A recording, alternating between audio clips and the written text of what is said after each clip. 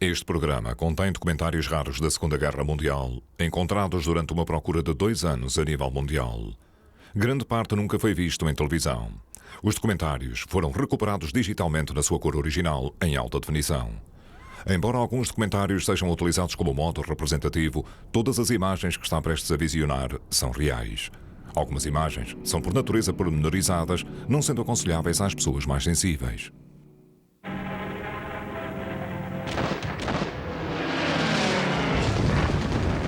In the Pacific, in mortal combat against a fanatic foe, the Kamikaze Corps, the Japanese pilots who rode the divine wind to certain suicide and possible devastation of our ship.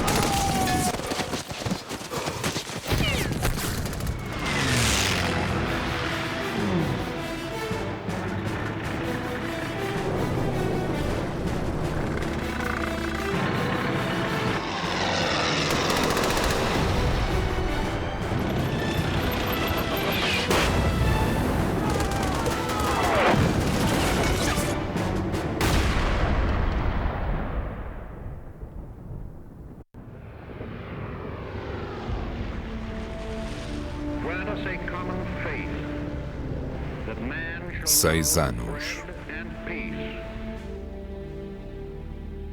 that he shall know justice and righteousness, freedom and security, 12 an equal vidas. opportunity and an equal chance to do his best, not only in our own E land, uma guerra que mudou o mundo.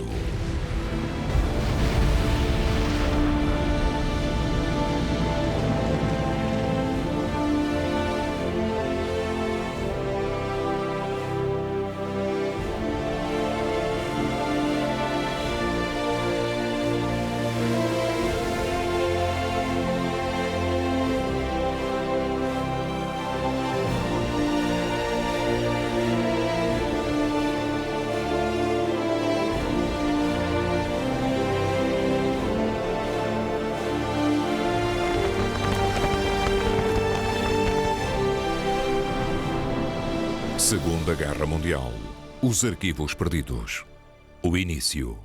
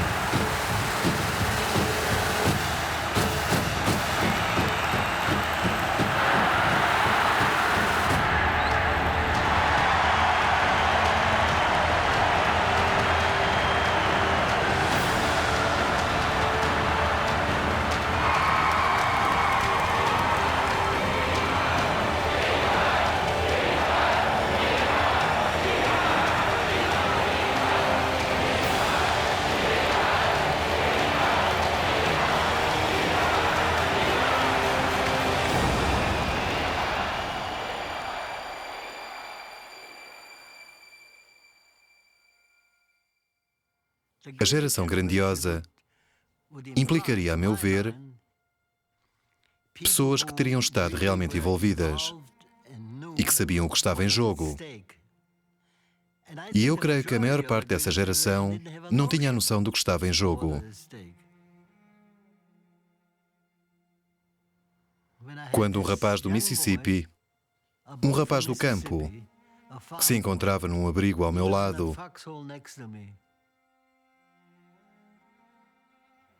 foi atingido na cabeça por uma bala vinda de Ninhures, no meio da neblina.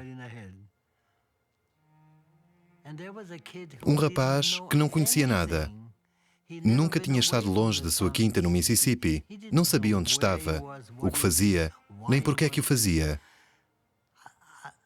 Faria parte da geração grandiosa? Sim. E não havia nada de grandioso acerca dele. Era apenas um jovem que perdera a sua vida.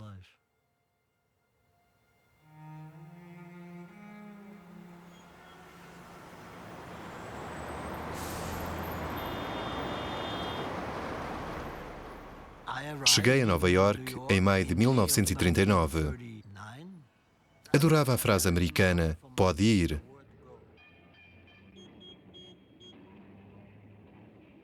A primeira coisa que fiz foi mudar o meu nome de Hans Warner para Jack Warner.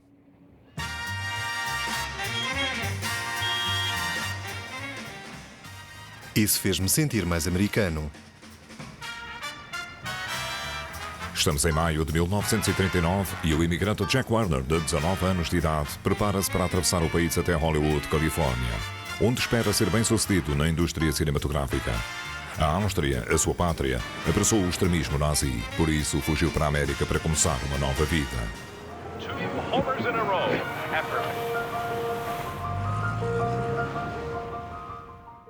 É uma viagem maravilhosa.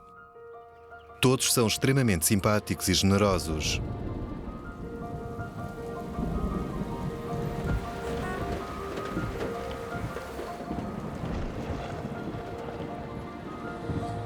Ninguém me pergunta sequer sobre o que está a acontecer na Europa, mesmo depois de ouvirem a minha pronúncia. Creio que não querem ser grosseiros. Não compreendem a sorte que têm por não terem de olhar por cima dos ombros.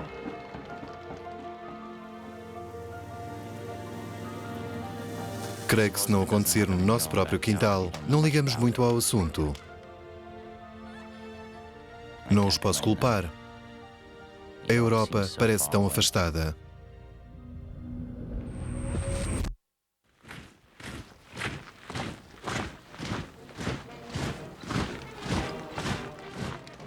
Lembro-me da última vez que estive na Áustria. Foi mesmo depois de Hitler tomar o poder. Todas as suas leis antissemitas entraram imediatamente em vigor. Deixámos de ser considerados cidadãos. No espaço de uma semana, o meu pai foi despedido do emprego. A nossa conta bancária foi congelada. Não tínhamos ninguém a quem recorrer. Então, uma manhã, acordei mais cedo. E do lado de fora da minha janela havia um homem a cantar uns excertos do Horst Wessel Lied, o hino do partido nazi. Era assim: quando o sangue judeu escorrer pelas nossas facas, tudo estará bem. Havia pessoas a andarem pela rua e ninguém dizia nada. Foi nesse momento que decidi que bastava. Tinha que sair dali.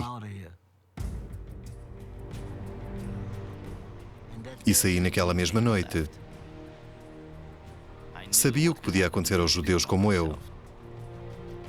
Sabia o que já estava a acontecer. Portanto, fugi através dos Alpes e dirigi-me para a América porque sabia que aquilo não ficaria por ali.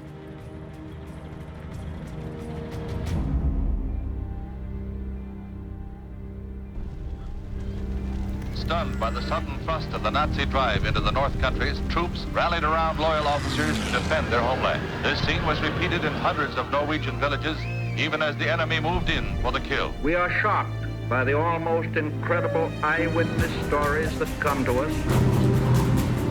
Stories of what is happening at this moment to the civilian population of Norway. To my friend and colleague, Mr. Winston Churchill. To sign the most humiliating armistice in the history of France. as wave after wave of bombers pounded the city into a raging inferno. Goering waited for his finest hour that slowly died amid the flaming wreckage and the undaunted courage of the savage air-pounding of the war. Bracing themselves against Hitler's savage bombing attacks, the seemingly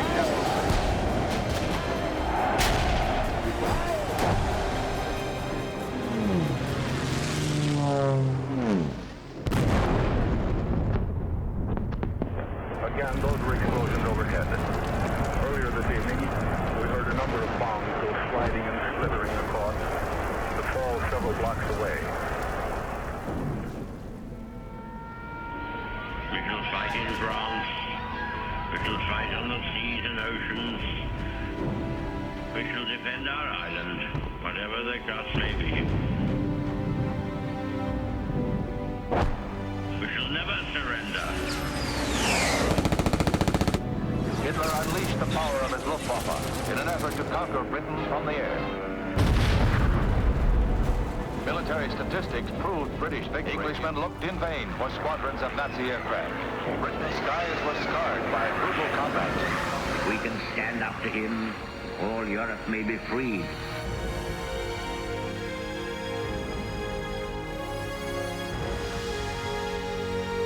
But if we fail, then the whole world, including the United States, including all that we have known and cared for, will sink into the abyss.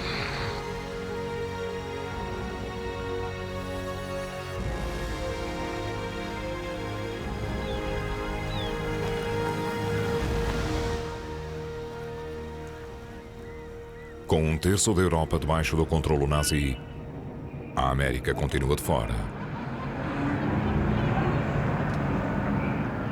Muitos acreditam que a guerra é um problema da Europa.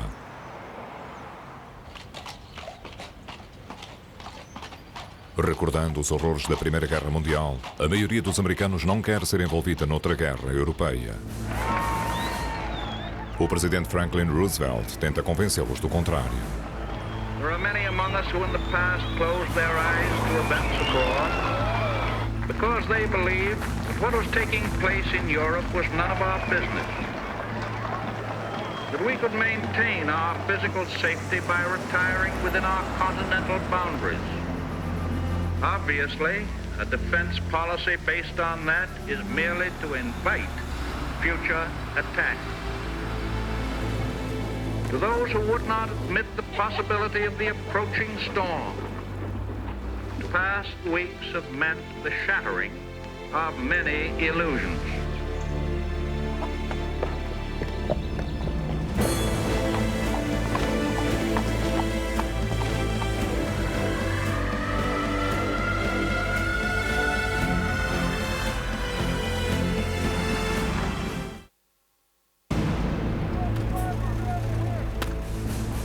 No dia 16 de setembro de 1940, Roosevelt assina o Selective Training and Service Act, o primeiro recrutamento em tempos de paz na história da América.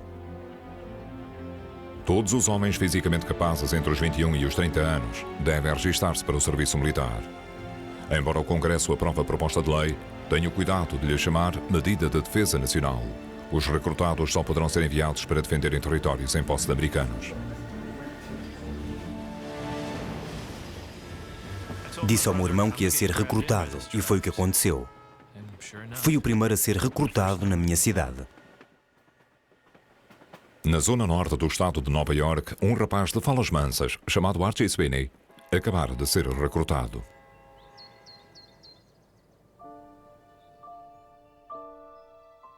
As coisas já estavam suficientemente más em casa, especialmente desde que a mãe morrera. Ela fez-nos prometer que nos manteríamos juntos e nós dissemos-lhe que o faríamos. Sweeney está a caminho de Fort Bragg, na Carolina do Norte. Ele nunca saiu do estado de Nova York, nem nunca andou de comboio.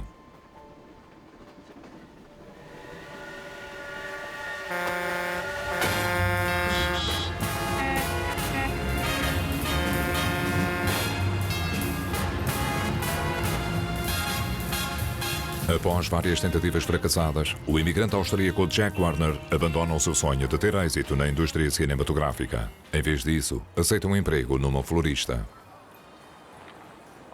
Um dia, sem mais nem menos, cruzo-me com Ralph Liban, um amigo meu que não via há anos. Ralph é um americano que conheci em Paris depois de ter fugido da Áustria.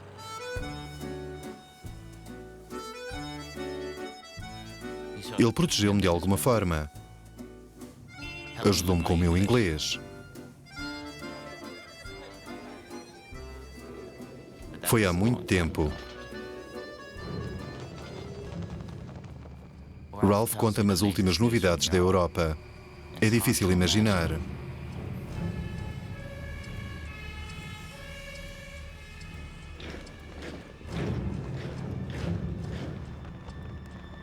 Esses nazis nojentos passeiam-se como se fossem donos do lugar.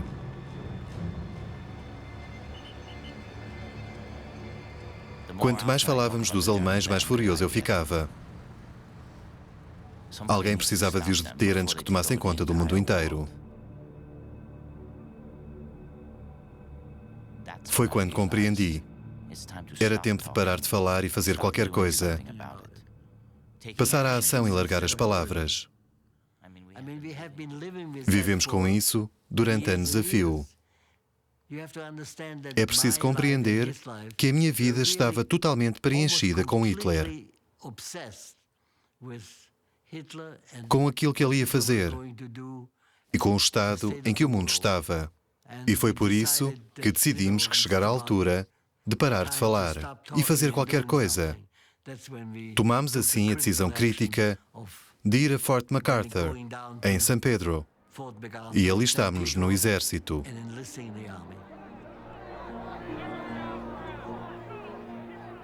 O exército ao qual Archie Sweeney e Jack Warner se juntaram tinha acabado de começar a construir o seu arsenal. Há 2 anos atrás, os Estados Unidos tinham o 17º maior exército do mundo, mais pequeno do que o minúsculo exército da Roménia. E quase 2/3 dos recrutas americanos nunca dispararam uma espingarda.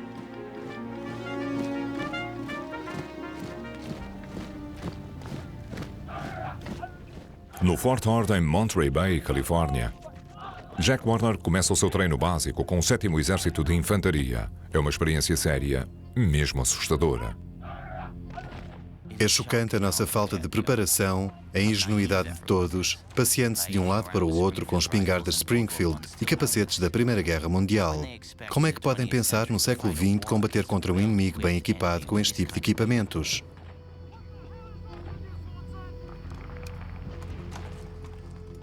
Pensam lutar contra os tanques de Hitler montados no dorso de um cavalo? Não fazem nem ideia.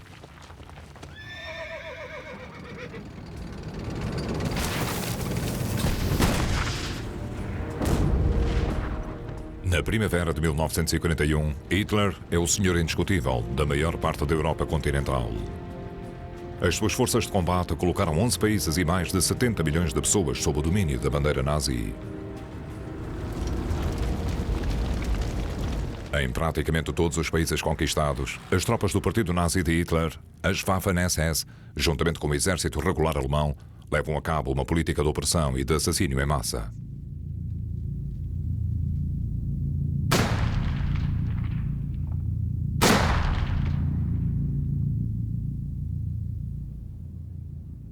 Numa pequena cidade jugoslava, o operador da câmara alemão, Gottfried Kessel, está a filmar quando soldados alemães selecionam 36 sérvios entre a população e os conduzem a um cemitério próximo.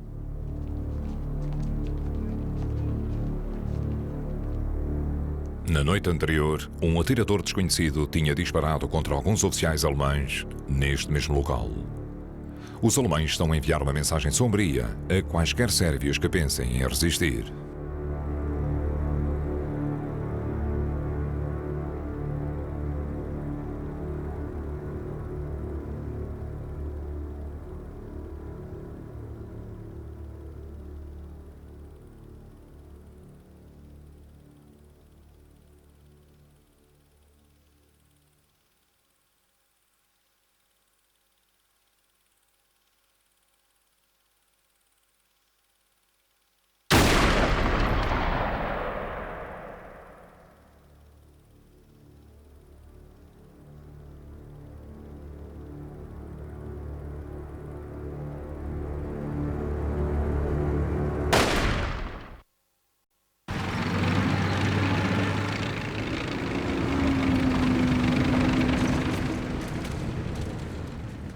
No verão de 1941, Hitler está pronto para lançar as suas forças mais para leste.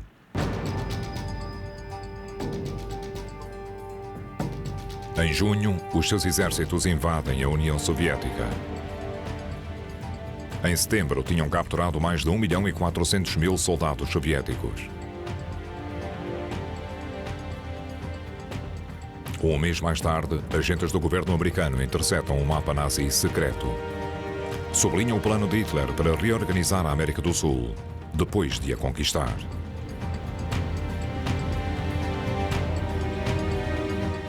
Em novembro, a Alemanha, o Japão e a Itália renovam a sua aliança militar. Concordam todos em salvaguardar os seus interesses comuns.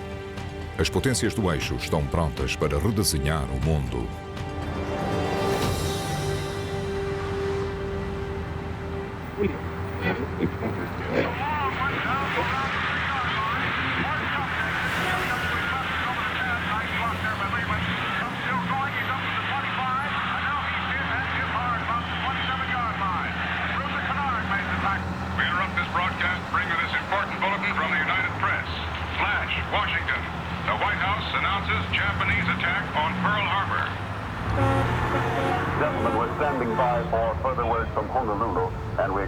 Join them in just a moment. News of the Japanese attack reached the president at 2:25 p.m., 7:35 this morning Hawaiian time. The capital is seething with excitement. President Roosevelt has been in almost constant session with the secretaries of the War and Navy. White House also announced that an Army transport carrying lumber has been sunk between San Francisco and Hawaii.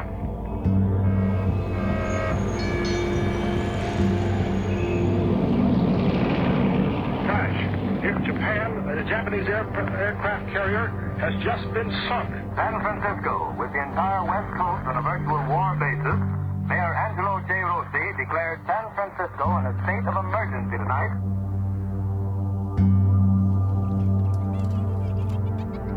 And the battleship West Virginia was reported sunk. Also, the battleship Oklahoma has been set on fire. The rest of the fleet is steamed out of Pearl Harbor. We interrupt this broadcast to bring you this important bulletin from the United Press. Flash, Washington. The White House announces Japanese attack on Pearl Harbor. And from Singapore come reports that Japanese planes are over British Burma. Japan has made war on the United States without declaring it.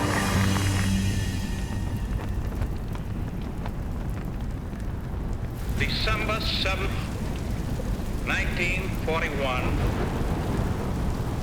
a date which will live in infamy.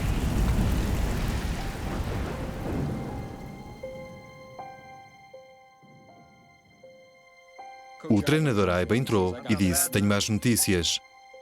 Os japoneses acabaram de bombardear Pearl Harbor. Duvido que qualquer um de nós soubesse onde é que ficava Pearl Harbor." No dia 7 de dezembro de 1941, Charles Sheffel é um finalista de 20 anos de idade a jogar basquetebol pela Oklahoma A&M. Conseguiu uma bolsa de estudos a jogar sob o comando do treinador lendário Hank Aiba. Ele disse: "Quantos de vocês estão alistados no exército?" 6 de nós levantámos as mãos. E ele disse: "Bom, quero que saibam que estamos em guerra."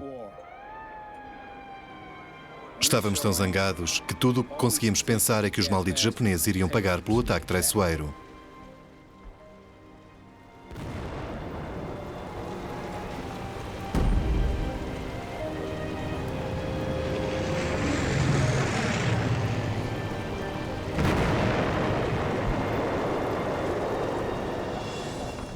Este filme, recuperado da consequência imediata do ataque a Pearl Harbor, nunca foi mostrado em público.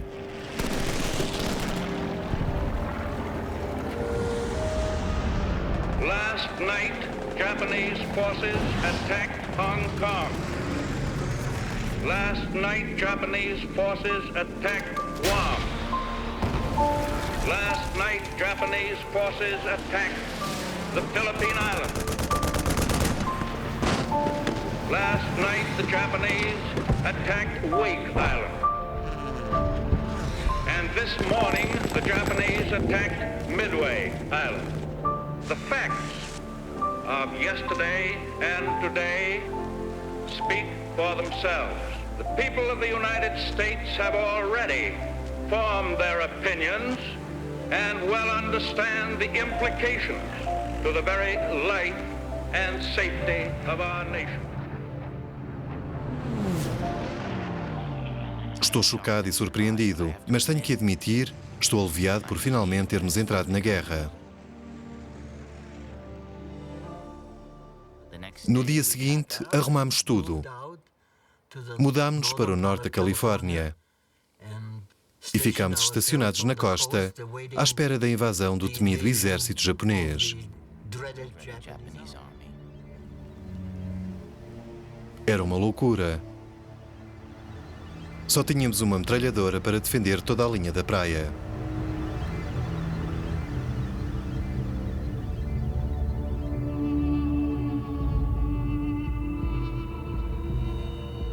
Quatro dias após o ataque a Pearl Harbor, a Alemanha e a Itália declaram guerra aos Estados Unidos. É a primeira e única vez que Hitler declara realmente guerra a outra nação. As guerras na Europa e na Ásia transformam-se agora numa única e gigante guerra mundial, a maior guerra da história.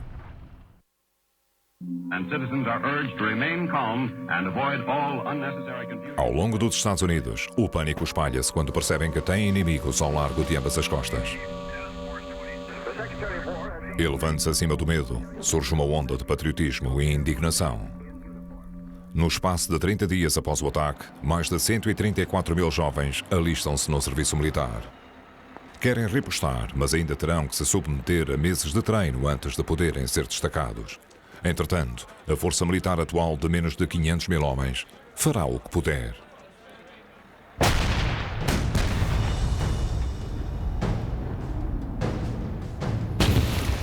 Após meses a combater para evitar que os japoneses invadam as Filipinas, os líderes militares dos Estados Unidos percebem que a situação não tem solução. A América não tem hipóteses de enviar reforços. Nos finais de fevereiro, o comandante-geral Douglas MacArthur recebeu ordens para sair durante a noite e deixar as suas tropas para trás. No mês de abril do mesmo ano, mais de 76 mil soldados americanos e filipinos são feitos prisioneiros pelos japoneses na península de Bataan. Em maio de 1942, Charles Sheffel termina a sua licenciatura na faculdade e torna-se imediatamente um segundo-tenente do Exército dos Estados Unidos.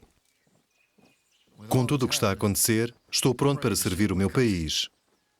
Estou mais que pronto. Ele sabe que é apenas uma questão de tempo até ser destacado. Peguei no telefone, telefonei à minha namorada Ruth e pedi em casamento se casaria comigo na semana seguinte. E ela disse que sim. Quando chegaram as ordens para que me apresentassem em Camp Kilmer para o embarque, a Ruth foi comigo. Ela ficou num hotel em Nova York até a minha partida. Mas 3 horas após a minha chegada, o nosso grupo foi totalmente equipado e encerrado numa área guardada. Lá se acabaram as despedidas.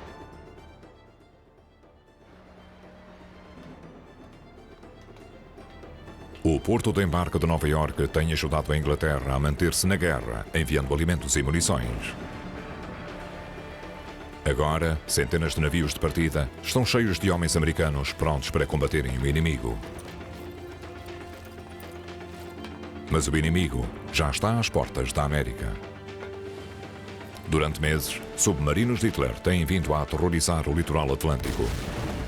Só em 1942, os submarinos afundaram mais de 1000 barcos, tanto da Inglaterra como da União Soviética.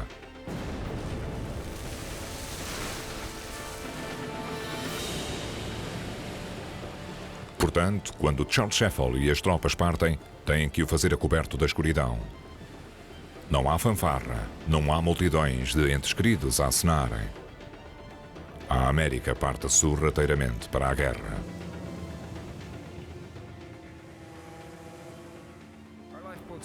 Os nossos barcos salva-vidas só têm capacidade para 2.500 homens. Se fôssemos atingidos, os restantes teriam de saltar para o Atlântico. Do outro lado do mundo, o repórter de combate Richard Tregaskis juntou-se a um comboio militar bem maior, rasgando o vasto Oceano Pacífico. À nossa volta temos navios de transporte de tropas, cruzadores e contratorpedeiros. A Marinha só tem 4 porta-aviões e 3 deles estão situados mesmo na linha do horizonte. A Marinha Americana destacada está a utilizar velhos navios de cruzeiro convertidos em embarcações de transporte para transportar mais de 10.000 Marines sem experiência. O seu objetivo? Uma ilha remota coberta de selva na ponta meridional das Ilhas Salomão. Chama-se Guadalcanal. Ali, os japoneses estão a construir um aeródromo que, uma vez terminado, permitirá que os seus bombardeiros ameacem as vias marítimas vitais que ligam a América à Austrália. Se forem bem-sucedidos, a nossa Inglaterra no Pacífico ficará isolada, pronta para a invasão japonesa. O destino de toda a Guerra do Pacífico está suspenso.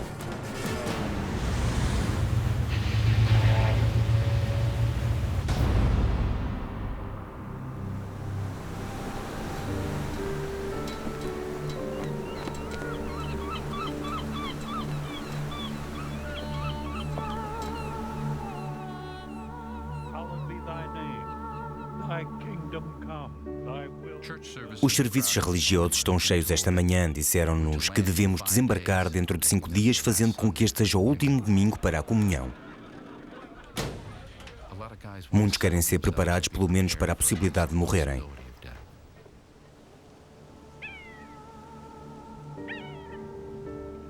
No convés estão todos a limpar e a olear as suas espingardas, as metralhadoras e os morteiros com um carinho maternal. Alguns afiam as baionetas enquanto outros jogam sem pressas um jogo ou 2 de cartas. Parece espantoso como é que as pessoas conseguem ficar assim tão tranquilas enquanto se dirigem para as desagradáveis realidades do perigo e dos banhos de sangue. Os serviços de informação estimam que apenas 1 em cada 3 barcos de desembarque chegarão a salvo à praia e que 1 em cada 4 marinhos não irá sobreviver ao ataque inicial. Eu vim aqui para ver alguma ação e pretendo ir no primeiro ataque.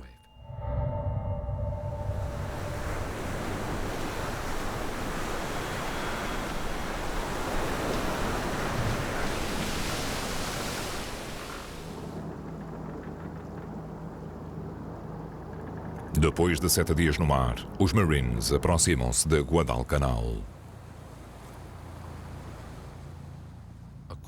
Uma brisa fresca tropical envolve o navio à medida que penetramos no interior do porto.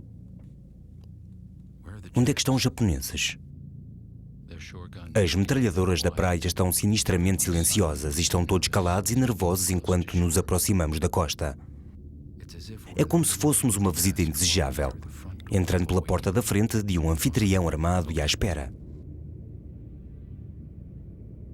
Parecia que não havia muito a dizer, embora alguns rapazes surgissem com uma inevitável expressão.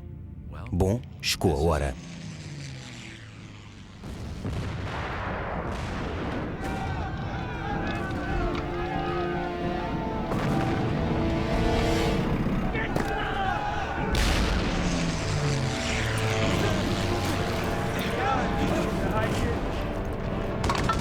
Às 9 horas é dada a ordem. Desembarquem a força de desembarque.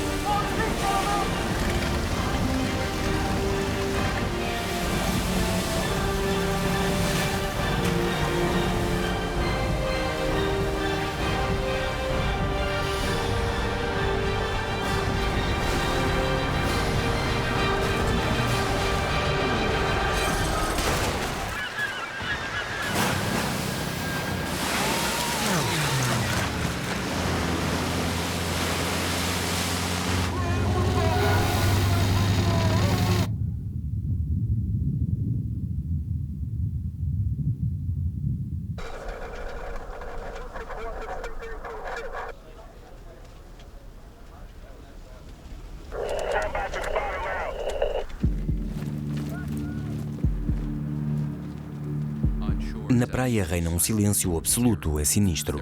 Não há um único japonês à nossa espera. Um dos tenentes diz: pergunto-me se os japoneses serão assim tão burros.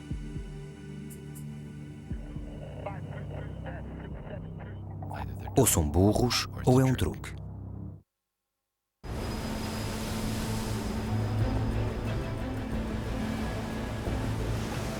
No dia 23 de outubro de 1942, o agora cabo Archie Sweeney e o 39º Regimento de Infantaria embarcam num navio que parte da base naval de Norfolk. Quando me alistei no exército, nunca pensei ir para o mar. É um comboio enorme, com couraçados e contratorpedeiros a escoltarem-se serpenteando para evitar que os submarinos apanhem o nosso rastro. Gostaria de ter aprendido a nadar. São as primeiras tropas terrestres americanas a serem destacadas para combater Hitler. Parte de uma força anfíbia gigantesca de 100 mil homens e 120 embarcações de todos os géneros, partindo simultaneamente de portos na América e na Grã-Bretanha. Partindo de Liverpool, Inglaterra, encontra-se o segundo tenente e antigo jogador universitário de basquetebol, Charles Sheffield. Depois de sobreviver à sua jornada transatlântica, passou 3 meses a treinar com os britânicos no Reino Unido. Todos tentam adivinhar o nosso destino. Os soldados apostam em tudo. Portanto, arranjamos uma quantia e começamos a apostar. Estou a pensar na Noruega. Mas depois de 3 dias a navegar, fui ver o brigadeiro. Disse: senhor, os meus homens estão enfiados neste buraco. Há 3 dias que não sobem ao convés. Tenho que saber o que está a acontecer. Ele respondeu: vamos invadir o norte de África.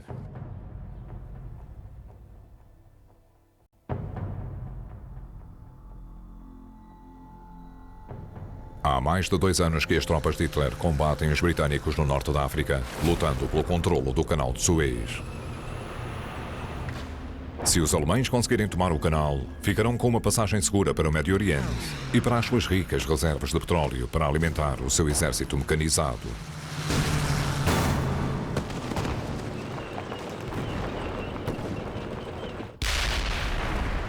Os britânicos ensinaram aos americanos da nossa unidade tudo o que sabiam para combaterem os alemães. Agora chegou a altura de vermos se aprendi o suficiente.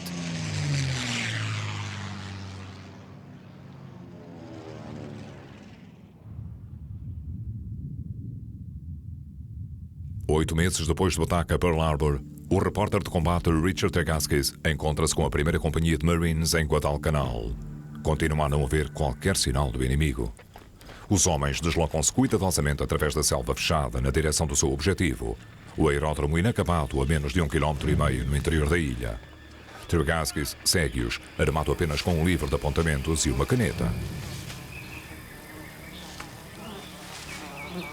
Esta ilha é um buraco infernal e pestilento.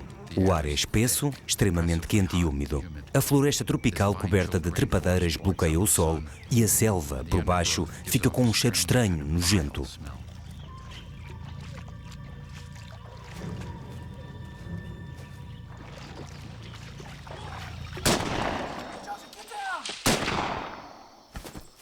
Depressa se torna evidente que os Marines não estão sozinhos. Atiradores furtivos japoneses, camuflados na mata densa, disparam contra os Marines. Os atiradores estão por todo o lado, e em lado nenhum. Um homem cai depois de ter sido atingido na perna e ninguém consegue ver quem disparou contra ele. Um tipo vem ter connosco e diz: gostaria que esses malditos japoneses aparecessem para lutar. Tudo o que fazem é esconder-se na selva. Mas agora temos mais um inferno inevitável. A noite. Esta ilha é dos japoneses e eles sabem-no bem. Será que tentarão penetrar no nosso perímetro de segurança para nos cortarem as gargantas à meia da noite? Atacarão o grupo inteiro ou apanhar-nos a um? Escavamos abrigos no solo ensopado, estão todos inquietos. Os sentinelas disparam contra qualquer barulho.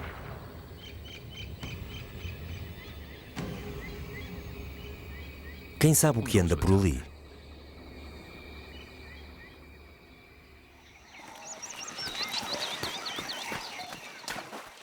De manhã cedo, no segundo dia, os Marines avançam pela selva na direção da pista de aterragem de coral moído.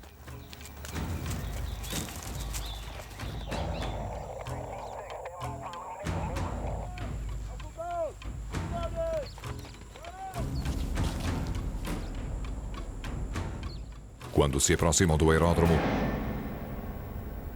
deparam novamente com o silêncio.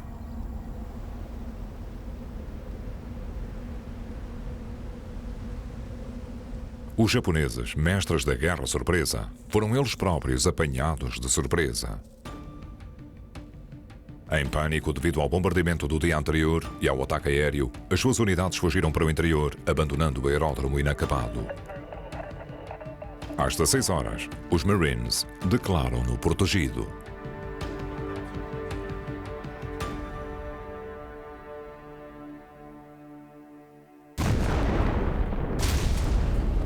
Mas o inimigo não está pronto para se render.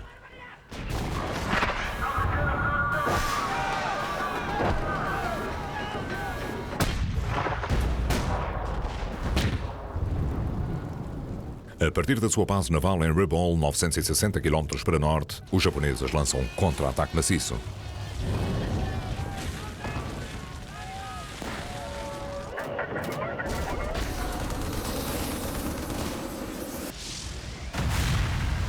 Nessa noite, a marinha japonesa dá um golpe devastador na frota americana.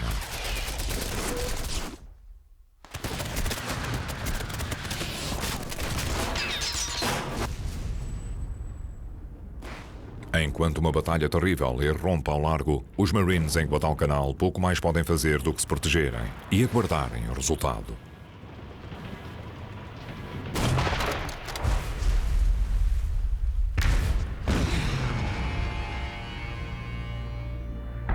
Ouvimos o barulho dos canhões e ocorreu-me que o nosso destino residia naquela batalha naval. Se a nossa marinha ganhasse, os japoneses estariam em terra antes do anoitecer. Com a chegada da manhã, os Marines conseguem ver o fumo e os destroços de 4 grandes cruzadores e os corpos queimados, ensopados em combustível de marinheiros americanos a flutuarem nas águas ao largo de Guadalcanal. Quando prescrutam o horizonte em busca dos porta-aviões que tinham dado cobertura ao seu desembarque, veem apenas o oceano vazio.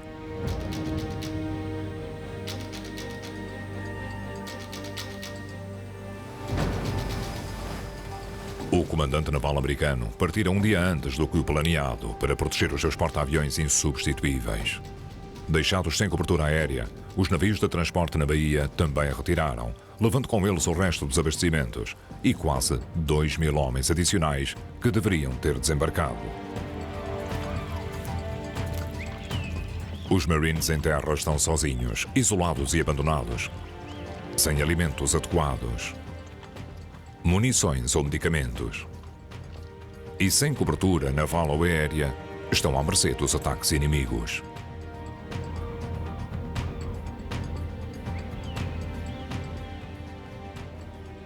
Os oficiais estão agitados, falam como uns tagarelas pela noite dentro, perguntando-se quando chegará o contra-ataque japonês.